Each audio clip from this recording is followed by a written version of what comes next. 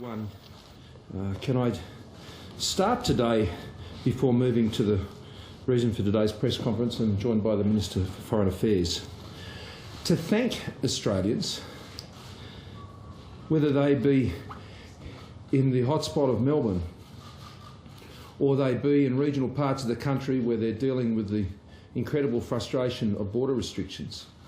Can I thank the small businesses of this country, the large businesses of this country, keeping people in work.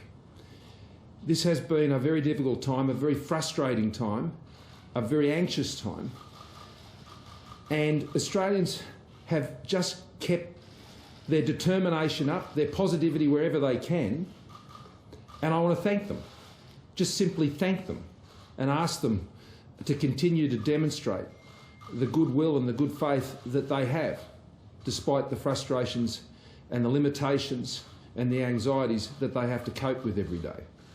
As we gather here in this Parliament under different circumstances to usual, the circumstances faced by many Australians, particularly in Victoria and in those border regions, is something quite different. And I just want Australians to know that we get that, and we know that, and we very much appreciate what you are doing each and every day. I welcome the fact that we've seen again continuation of lower numbers than we have seen in Victoria, nowhere near still where we would like them to be, and of course the fatalities we continue to see are devastating, and particularly for the families directly involved. And of course we know that we will continue to see that for some time yet, as the impacts of the community transmission, as it's worked its way through the Victorian community, will continue to have those impacts. But that said, Victoria has turned the corner, and we will continue to invest our efforts in assisting them to ensure that we can continue to get this outbreak under control and return life in Melbourne and across Victoria to as normal as you can in a COVID-safe world as soon as we can, and working with the states and territories to ensure that other restrictions, wherever they can be removed as soon as possible. The restrictions should be in only for as long as they are absolutely needed, and they should only be placed in where they are absolutely needed based on that medical advice. But to the announcement that we're making today, and the Minister for Foreign Affairs has already had the opportunity to make comment on this earlier today in media appearances this morning. But protecting and promoting Australia's national interest is the primary job of the federal government. It is what Australians elect federal governments to do. And this has always been our primary focus for our government. We need to ensure that Australia, not just at a federal level, but across all of our governments, speak with one voice, act in accordance with one plan, consistent with the national interest as set out in Australia's foreign policy as determined by the federal government. And the new Australian Foreign Relations Bill does just that. Drawing on the powers available to in the Constitution, it enshrines those powers and provides very clear directions to do a number of important things. To establish the power to cancel and prohibit arrangements, memoranda, partnerships that are not consistent with Australia's foreign relations, that damage our foreign relations. It compels notification across all of those areas to ensure that we are aware when agreements, memoranda and other partnerships are being formed, to provide a transparency around all of those arrangements, which is important to assist the federal government pursue our foreign policy, which is about protecting Australia's national interests and promoting those national interests, and to ensure ultimately a greater awareness of the federal foreign policy settings that we are seeking the alignment of and the support of and the cooperation with of governments and government-related entities right across Australia. More than 130 agreements from 30 countries, and that's just states and territories that we know of and that are in the public domain. So the combination of the notification process, which in some cases could lead to the cancelling of those arrangements or their prohibition as governments or local governments or indeed universities in those circumstances that apply to them. In those circumstances it may lead to that. But it also may assist us that where there are partnerships with other governments, with subnational level or otherwise, that can assist Australia in promoting our foreign affairs and our national interests as we pursue those around the world, be it in trade or people-to-people relationships. Having knowledge of those arrangements can greatly assist us with our posts overseas and the work that we are doing. So this is an important day for sovereignty in Australia. It's an important day for ensuring that Australia's national interest is protected, is promoted. That is our responsibility, and that is our pledge to the Australian people to follow through on that pledge. Now, I want to turn to one other matter before moving to the Foreign Minister, and that is this week we're also introducing landmark legislation that sees Australia take responsibility for our waste and establishes a national industry relationship framework for recycling. The Recycling and Waste Reduction Bill will phase in the end of 645,000 tonnes of processed plastic, paper, glass and tyres that Australia ships overseas every year. The bill will implement the export ban on waste plastic, paper, glass and tyres agreed by the then COAG in March of this year, one of its final agreements as in that form of COAG. And the ban will commence in phases beginning with waste glass from the 1st of January next year. At the same time, the reforms to the regulation of product stewardship will incentivise companies to take greater environmental responsibility for the products they manufacture and what happens to those products and materials at the end of their life. The bill complements the Recycling Modernisation Fund and National Waste Policy Action Plan, which will create 10,000 new jobs over the next 10 years. That's a 32% increase in jobs in the Australian waste and recycling sector. And these reforms will drive a $1 billion transformation of Australia's waste and recycling capacity. It's our waste, it's our responsibility. We've got to deal with it and recycle it and repurpose it and reuse it here to both drive jobs in the recycling sector and also to improve the quality of our environment. This has been a key issue that I've been raising not just in the Pacific Islands Forum, and I only just spoke this morning to the Prime Minister of the Solomon Islands, Manasseh Sogavare, but it has also been an issue that I've been raising in the East Asian Summit and with our ASEAN friends and colleagues, where waste plastics in oceans is destroying communities, it is destroying their livelihoods, it is destroying their health, and this was a pledge that I said we would honour and that we would follow through on, and I think this is a great day for demonstrating Australia's leadership when it comes to an export ban on these waste products. When I talk to kids in schools, that's what they talk to me about. They talk to me about those plastic bottles and the things in the oceans, whether it's their rivers and oceans and streams or those floating around in the Pacific or around the seas of Southeast Asia. And so I'm very pleased that the Environment Minister will be introducing that bill today, as I know the Minister for Foreign Affairs is also.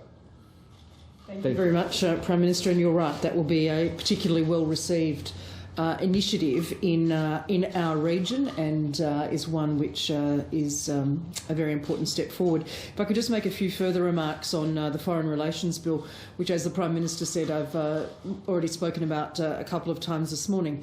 I think most importantly this legislation is about ensuring that we are consistent as a nation with respect to how we deal with the world, that we are taking a national perspective in our national interest, and we're all working on the world stage as a team.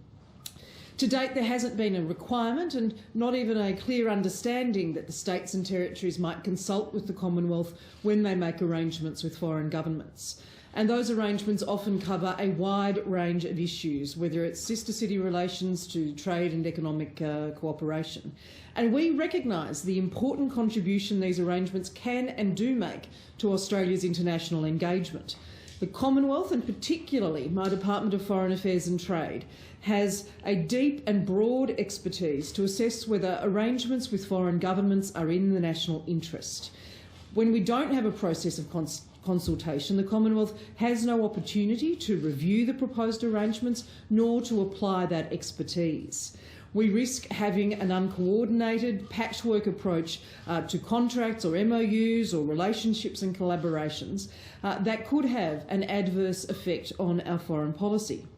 What the legislation will do is to give state and territory governments confidence when entering into arrangements that they are acting in a way that serves Australia's national interests, that it's aligned with our values and consistent with our foreign policy objectives. The legislation, as the Prime Minister has pointed out, will apply to existing and prospective arrangements between a state or territory government and a foreign government. We're not looking to impinge on state and territory governments' proper functioning or to micromanage these dealings with the world, but it's appropriate and it's necessary that the Commonwealth Government manage our foreign relations, protect our national interest and, importantly, maintain our values as a nation in doing that. Consistency, consultation and doing the due diligence on undertakings and arrangements is, I think, what the Australian people expect of their national government. Thank you. If you're prepared to assert your powers over the states in relation to this, would you consider legislating in order to take over state borders to prevent border closures where they're not necessary, something that's really harming the national economy? And how many agreements do you see being cancelled as a result of this? Do those agreements include the Victorian Belt and Road Initiative? Well, let me deal with the first part of the question. In relation to the border arrangements that have been put in place at a state level, as I said yesterday and I've said it many times, Australia wasn't built to have internal borders.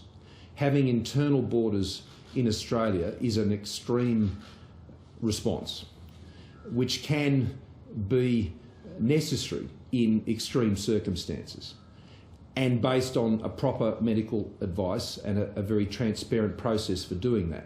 And we saw that in relation to the New South Wales-Victorian border.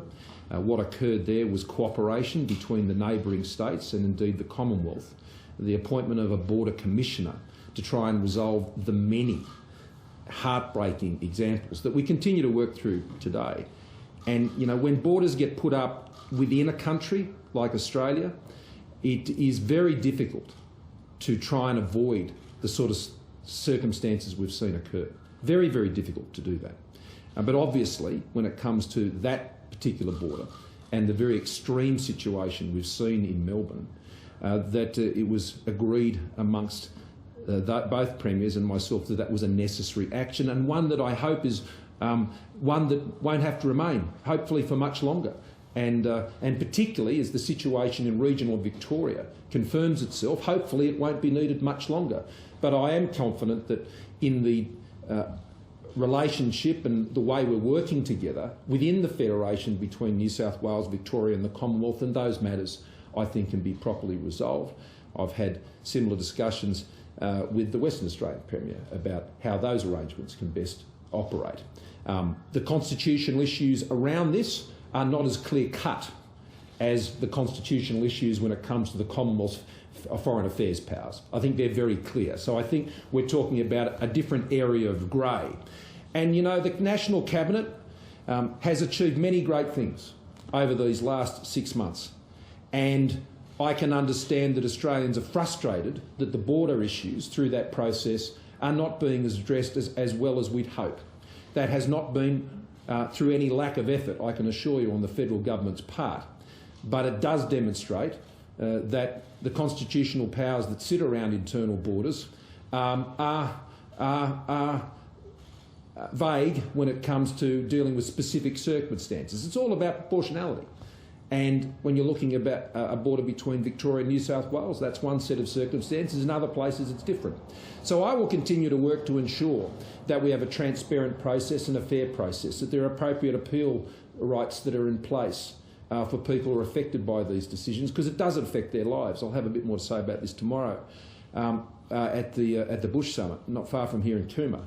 But it is important that we continue to remove barriers where they're not necessary, and where there are barriers, then we have the most sensible, practical and time-limited arrangements, and people know when they can come off so they can get on with their lives. And that's always been my very strong view. National Cabinet has never made one decision that supports the unilateral imposition of borders within Australia. There is no resolution of National Cabinet to that end. Where states have made those decisions, they've made them either, as I've said, with the Commonwealth in the case of that Victoria-New South Wales border, or they've made them unilaterally on their own behalf, and they are the ones who have to explain how that works and how it is administered. Now, in relation to the many agreements, as I said, there's 130, I think, Marise, that we're aware of. I'm not going to prejudice the outcome of any decisions the Minister for Foreign Affairs might make. It's important that, A, the legislation is passed. I wrote to Premiers yesterday. I had already flagged with Premiers and Chief Ministers at the National Security briefing they had some weeks ago that we would have more to say in this area, and flagged that they would be getting advice along these lines, and provided that to them yesterday. And once the legislation's been through our party room, then obviously we'll share that with the states and territories, and we'll work through that. But any individual arrangements, well, it's a pretty clear test. If they're inconsistent with federal foreign affairs policy, they'll go. We'll just do one at a time, I think, Andrew. Rosie. Just on that, have you received any advice, or have you personally formed the view that the Victorian BRI deal is inconsistent with the national interest? And just on the borders, are you suggesting that you'll introduce a national appeal process so people can actually appeal when they get knocked back from exemptions? It's important that when you act in accordance with powers that are yet to be established, that you do not prejudice decisions. And so I'm not going to say anything here, and the Foreign Affairs Minister wouldn't be saying anything here that could potentially prejudice any decisions that we might make after properly reviewing any agreements that are currently in place, because if we were to take decisions that were to cancel those, they should be done according to the proper process set up under the legislation. So it would be irresponsible of me or the Foreign Affairs Minister, I think, to go into the specifics of any one agreement at this point. There's been plenty of commentary on the ones that you refer to. There's plenty of commentary on that. And matters have been raised on those directly with Premiers where that's been necessary. But we will act in accordance with powers that are established by the Parliament, and my job right now with the Foreign Affairs Minister is to get the support of these powers through the Parliament, and then we'll deal with the individual instances. In relation to how any sort of a proper appeal mechanism works, well, in some states they do have them, and what I'd be seeking is more a harmonisation and a consistency in how states apply those. They're not federal borders. They are state borders for states to administer, and they need to do so in a way which minimises the pain and the hardship and the inconvenience that is not necessary, and that Australians, wherever they live, have the appropriate review mechanisms in place for any administrative decision that can impact on them and their livelihoods and indeed their health. Brett. Foreign Minister, first of all, this is a pretty big constitutional flex. Are you expecting any pushback from states and territories who are worried about their sovereignty when it comes to making these agreements? And Prime Minister, there's been some comments in New Zealand about the Christchurch mosque terrorists potentially serving any sentence here in Australia.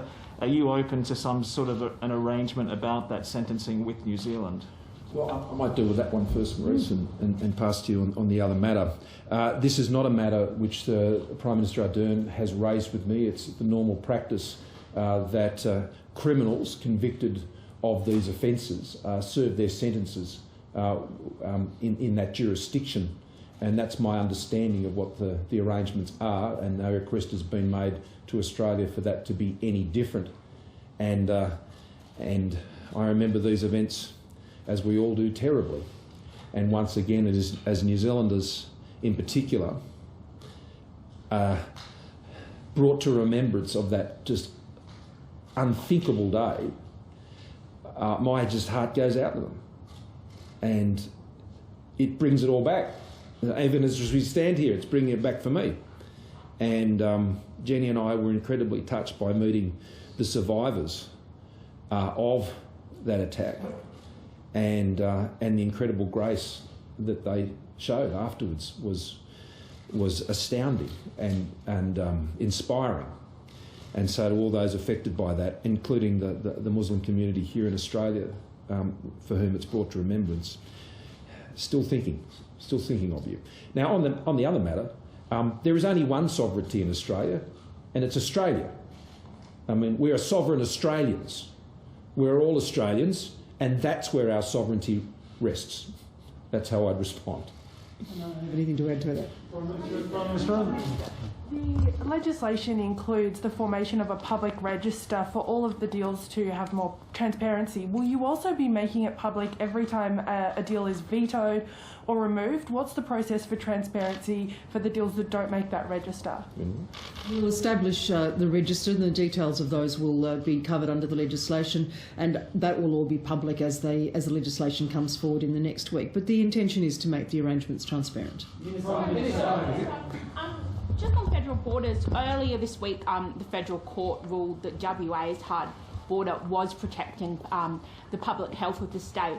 Do you now accept that WA's border has protected the state's public health, and do you accept that the court decision has vindicated the WA government's position on the hard border? Well, I haven't disputed the first point that you've made. I didn't dispute it at the time the Premier put it in place and didn't oppose it then. So that's been our position. The federal court has found on facts. The High Court will now consider those facts and make a decision on the broader issues. So we'll just have to wait to see what the High Court says on the other matter. As you know, we withdrew from the case at the request of the Premier in full compliance with his request.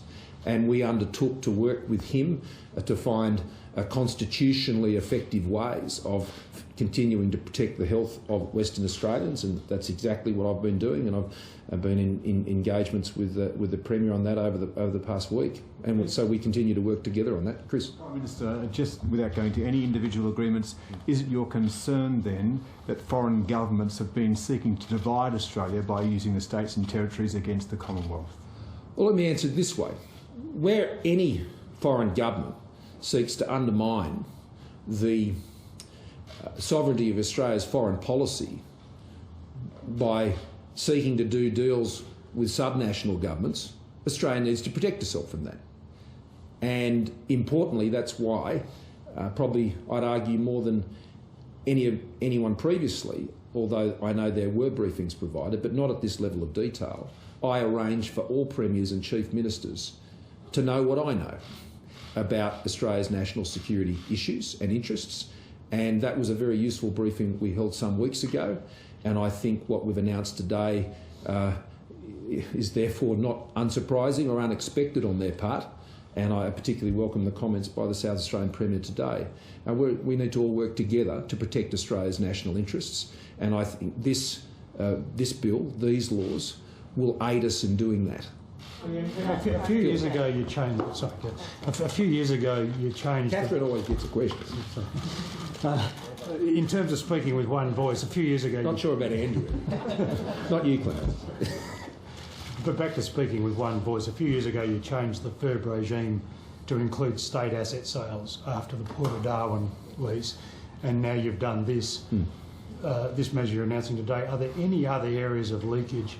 In terms of foreign interference through the states or the territories that beyond this measure that you're looking at? Well, you're right to say, Phil, as I think you wrote today, after the Port of Darwin issue, which, as you know, was a problem in that was not a matter which the federal laws enabled to be brought for federal government approval.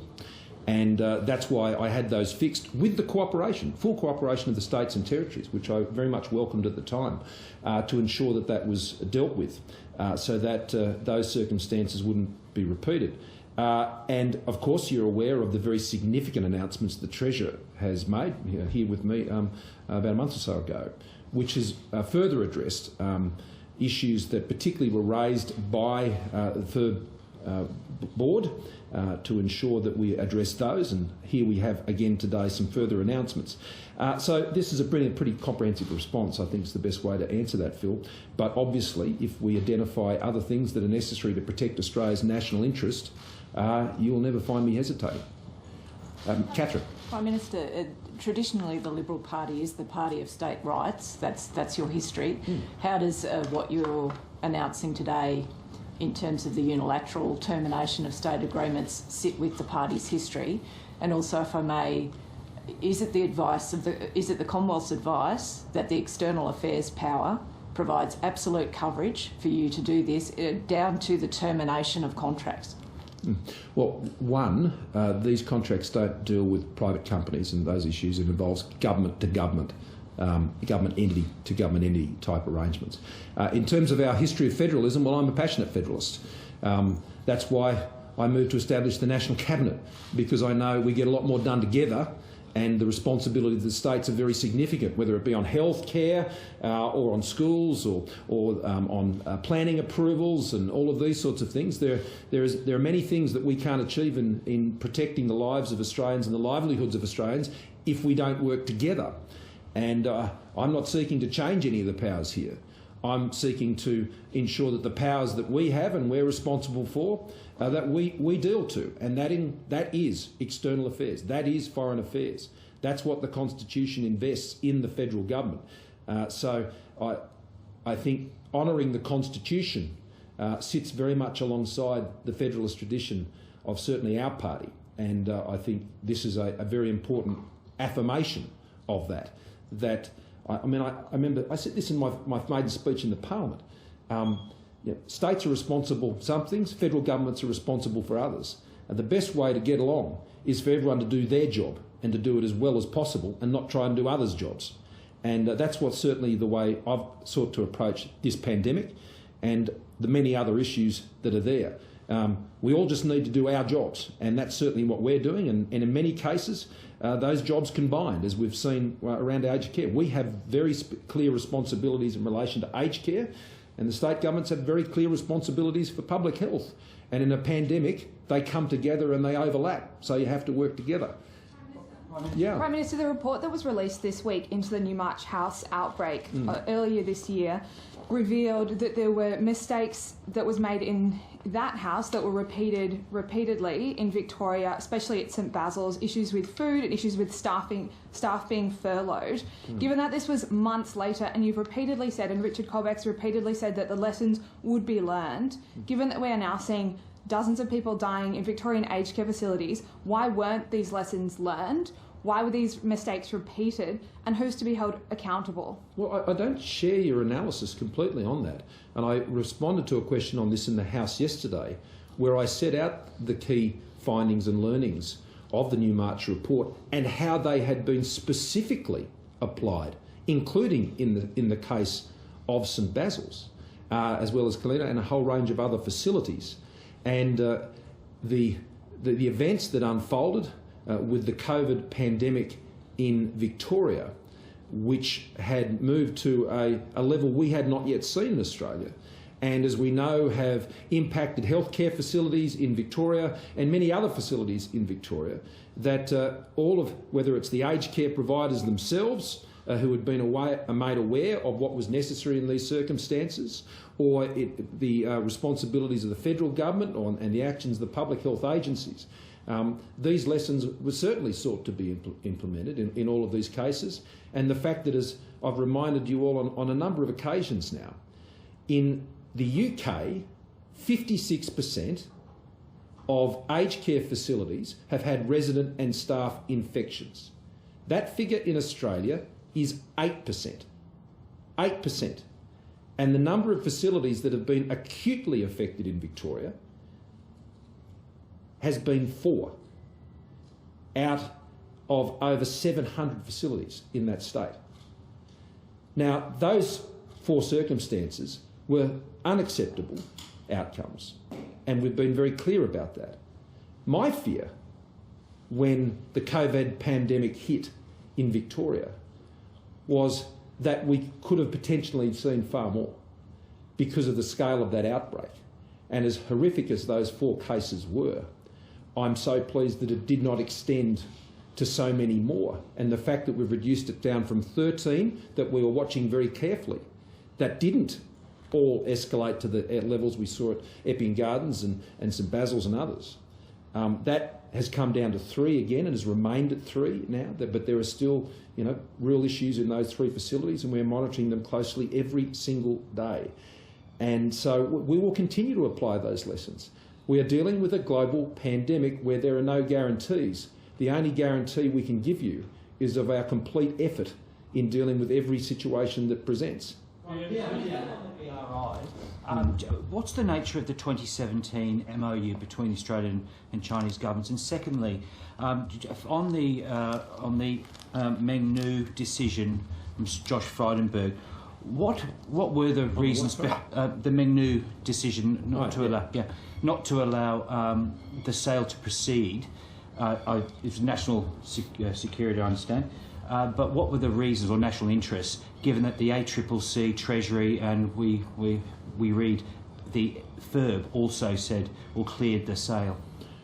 Well, the first question in relation to the arrangement with Minister Shobo in 2017 was about cooperating in third-party markets. It did not sign up to or endorse BRI. So that was not an arrangement that endorsed the BRI. That was not. It has never been our government's policy under either myself or the previous Prime Minister that we signed up to or endorsed the BRI. So that was not such an agreement in those terms. In relation to the other matter, decisions on foreign investment are matters entirely and solely for the Treasurer. Having served as a Treasurer, I understand that. And they are done on national interest basis, and he has made that decision in accordance with the national interest as he has seen it in relation to the advices he has received. Prime Minister. Fell in the June quarter. It collapsed. Business investment fell in the June quarter, as largely forecast. How do you think all these issues and changes with China on trade, on foreign investment, how do you think that chips away at to reinvest? Well, what is important in relations with any country, and our trade with China as we speak has never been at a high level in terms of volumes or value. And I think that demonstrates, the resilience of the mutual benefit that exists in the relationship between China and Australia. They make things and sell things that we want, and we make things and sell things that they want. And we have got a comprehensive strategic partnership which enables that trade to take place and to reach the record levels that it has. But what is also important in that relationship is that we're all very clear about what our interests are and that we're consistent about it.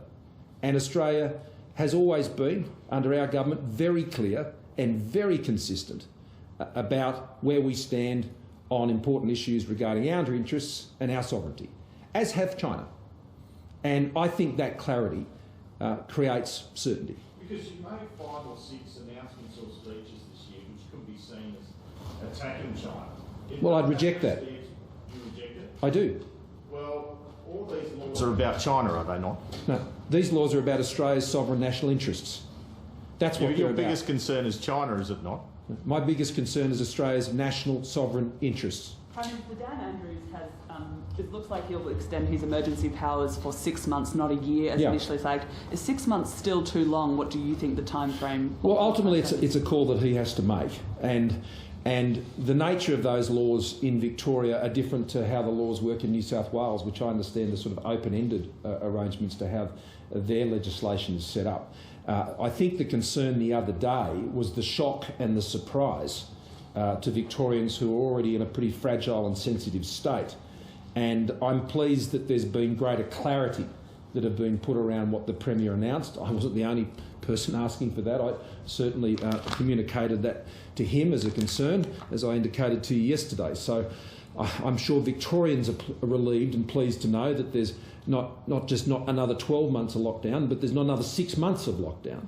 And that's a matter for the Premier to deal with through his Parliament and what they agreed to provide.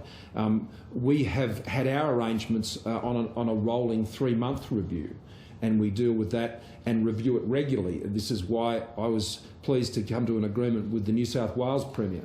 that, particularly when it comes on the issue the Foreign Minister and I have been working on in terms of residents returning to Australia, that the Premier and I are reviewing those caps on a fortnightly basis based on the most recent information. I think one of the key lessons in the pandemic is you've got to take things as they come. You've got to deal with the information in front of you because it changes rapidly. Lock yourself in too far out and you can find circumstances change. Sure, you've got to give as much certainty as you can, and you've got to show the direction. And that's why the direction I want to clearly set is to reopen Australia again, just like we did back in June, and we were on a great track. And sure, we've had a huge setback in Victoria, but we've got to get back on that horse and we've got to go forward. Prime Minister, how will a National Commissioner prevent veterans from committing suicide, and when will you appoint that person? Well, we're getting very close on that, and the legislation, as you know, is coming through this week. And it has been a difficult task to find someone to take on those responsibilities, because it needs to carefully combine the empathy, the sensitivity, the professional skills to deal with looking at every single occasion where this has occurred and, regrettably, fear will occur in the future. The role of this Commissioner is to ensure that in each of these cases and the legislation that supports it is that in every case we understand fully what has occurred. And so that can constantly inform the policies and supports that we put in place to support veterans. This has been a consistent area of action for my government. It's an area that I'm pleased to see us getting this in place, but you've got to get the right people then to implement it so it works effectively, and that's what we've been working hard to try and achieve. I wish there was something that could be done that you could give a guarantee that it prevents these things happening. I know people like Phil Thompson, the member for Herbert, would love to see that happen. We all would, and we'll strive to find what it is. But I think this quite unique power, which treats these circumstances, these particular cases, with such personal attention to understand every case and why, because there are many factors. There are many factors when it comes to suicide in this country.